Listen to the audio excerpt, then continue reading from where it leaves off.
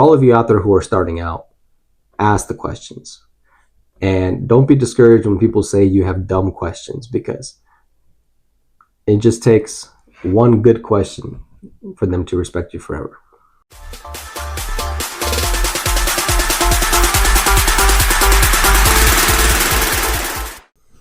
Hi guys, today we're going to go ahead and go down memory lane. We're going to tell you guys how we got to this place, how we began our electrical journey and solar journey, and where we are today. And so take a ride with us down memory lane. Our journey really started, I believe, in 2019, and that's Yaro's part. Well, we're happy to introduce you to a new series, a new playlist for electrical only. And yeah, it's been a fun ride to get to where we are. Started off with getting laid off from my job, where they closed down an entire department. I used to work at the hospital, and I really learned that I can't sit behind a desk. I can't just. It's really just that I can't just sit behind a desk and work. I like working with my hands. I like seeing a finished product. I like, at the time I had purchased my first house and I was remodeling. I was doing the electrical work, some plumbing work, drywall, flooring, paint. I don't think I did any framing, but No. and I found that I really enjoyed it, and so the opportunity came for me to go to trade school. And I decided to be an electrician. And so I went to school for that. Halfway through, that's when COVID started, and finished second half of schooling in COVID, while my wife here paid the bills for a little bit and kept us afloat, really. And yeah. So from my perspective, the transition was really hard because you're going from a decent paying, hospital paying job to being laid off. And we only had about a 2.5 month notice, maybe 3. And so it was an incredibly stressful time for us. And we really didn't know what to do. But I saw that as an opportunity. I feel like I'm somewhat of a glass half full person. I saw that as an opportunity, and I told Yaro, I saw how unhappy you were in your hospital job. You don't like sitting. You like to solve problems with your hands. That's a huge one. You really like to solve problems with your hands and with your mind. And your job was really just not doing that for you. And so I saw this opportunity to have like a reset. And I was like, pick any career in this world, like anything. I seriously told you, pick anything. I just want you to be happy, and I want you to love what you do. And so I was like, I'm going to get you through school. Whatever you decide to do, I will work so that, you can have a career that you truly love. And so that's when you picked electrical. And, I didn't know that it pays decently. So I'm really happy that's a career you chose.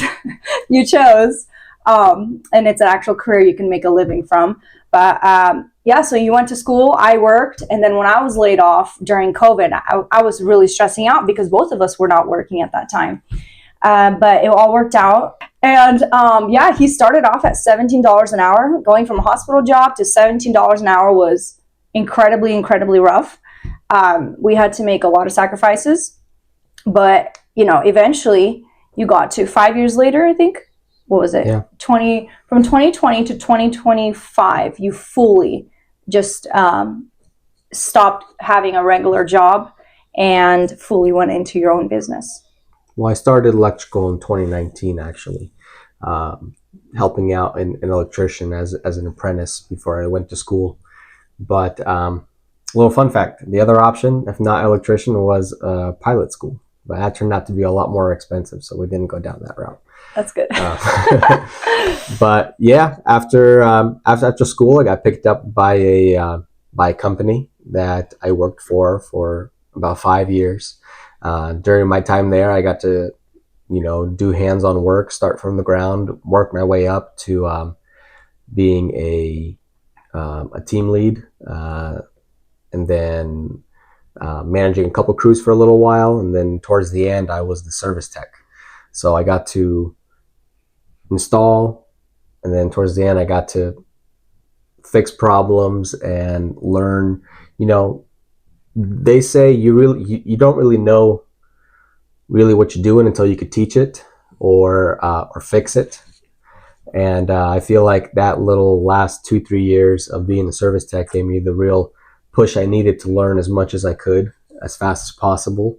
Um, at the time, my two bosses were both electrical engineers, so I got to pick their brains a little and learn some engineering concepts and ideas and things about electrical that maybe the typical. I have some friends that started at the same time as me, and that's not knowledge they came across. That's not knowledge that they were exposed to. So I'm very thankful for being in a position where I could ask those questions, where I could tickle my brain, so to speak, with knowledge that's beyond my pay grade. But hey, it kind of helped me out. It helped me understand some concepts better, which then helped me know how to fix them. What have you learned along the way that helped you succeed in starting your own company? If 5 years ago, or let's say if you are going to give advice to yourself 5 years ago, is there anything you would have changed? Is there anything you would have told yourself? You see, some would say unfortunate, I say fortunate, where I kind of got thrown in the fire a couple times where it was sink or swim. Actually, not the fire, into the ocean. Where it was sink or swim. It was one of those where, hey, we need someone to do this. Figure it out. And, it kind of gives you that motivation to learn as fast as you can and to just push through and do it. Kind of challenge yourself. And there was a couple moments in my career that were like that. Like, I'll name a few. There was one time I was out on paternity leave for about a month. And when I came back, I had found out that everyone who was my lead or above me, besides the owners, had quit while I was gone. And so I came back and they're like, hey, by the way, you're the new lead. Here's 3 brand new guys. Keep up with the work. And so it was one of those where, it really forces you to sink or swim, and in the same way when it came time to troubleshoot, there was just a lot of workload that happened, and the people who were doing that work at the time had to focus on other things. And once again, sink or swim, figure it out. And so I feel like I found out along the way that I do well under pressure. And sometimes it really takes putting me in those kind of positions to force me to learn something new or encourage me to learn something new or different. And thankfully, I seem to thrive in those kind of situations. Yeah. So. Well, I think the way that me and you learn is unique because most people, when they come into a job, they're not trying to look dumb, so they don't ask a bunch of questions. Me and you, when we come into a new job, we ask all the dumb questions. Like, if you can think of a new person on your job that asks every single question and is kind of annoying with it, but asks all the questions anyways, that would be us. Well, let me pause you there. There's a story I have that's kind of funny. Okay. To kind of prove what you're saying. Early on in my career, I was paired up or told to work with an experienced journeyman electrician. And I know what that is. The story, yeah. And first day I met him, and first day we saw him, he said, make sure you ask questions. If you don't ask questions, I'm not going to teach you. And the wording or a little slogan or whatever you want to call it that he says, birds with closed mouths don't get fed. So ask the questions. Now, I did that. I asked Very many questions. And my favorite question apparently was why. Because I feel like if I can understand why we do something or why it works this way, then it solidifies in my mind, and then I can backtrack later to then fix it or figure out how to do it on my own. And about halfway through the day, he was getting a little tired of my questions. And he just looked at me and said, "You're just a why guy, huh?" And I remember looking back at him and saying, "Well, it doesn't help that my initials are why." And yeah, that memory stuck with me forever. And we kind of laughed it off. But yeah, asking questions, even when they get dumb or annoying, a little side tangent. It's very important to ask questions. Here's why. When I was a lead, I would find that people, when they do ask dumb questions, sometimes the leads would shoot them down and say, eventually they get tired of the questions and they say, "Well, just stop asking all the dumb questions." And I don't think that's correct. I think dumb questions are good because we've all been there. We've all had those questions. But if you encourage someone to actually think, then they come up with genius ideas. And I've noticed that, some things we do, we just do because they work. We do it out of habit. This is just the way it's done. And it really takes somebody new or a new pair of eyes to come in and say, "Well, what if we make it better?" Now, everyone who's doing it and already knows how to do it is not thinking of how do we do it better every single day. But the new people have different perspectives, and I find that that's really the way to grow. Some of us who have been doing something for a long time, that's just the way we do it. We get good at it, and it's fast and efficient. But I'm sure that's what people thought when they used to carry bricks before the wheel was invented.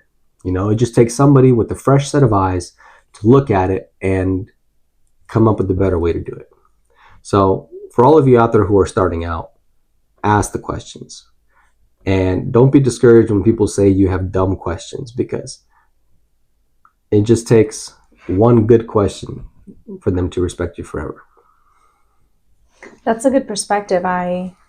One good question. That's a very interesting, unique perspective. Because sometimes you will ask the teacher a question that the teacher doesn't know. And now you're making the teacher go and be curious and maybe develop a new theory, develop a new way of doing things, challenging their mindset. And I think that's an awesome trait of humans to have. We challenge each other, iron sharpens iron. We sharpen each other by seeing things. Like, you can see weaknesses that I don't see, or I can see weaknesses that you don't see in a system. And that's how systems are built as efficient as possible, because everyone has a new perspective and a different thing to put in. But do you have anything else to add about our journey that you felt was important, or does that sum up where we've been? I think that basically sums it up. Yeah, I really don't have much more to add, but thank you for watching. I hope you stick around for the next episode. We're excited to talk about any topics or questions that you may have. This particular playlist will be focused more on the electrical. If you have any questions, please leave them down in the comments, and we'll see you next time.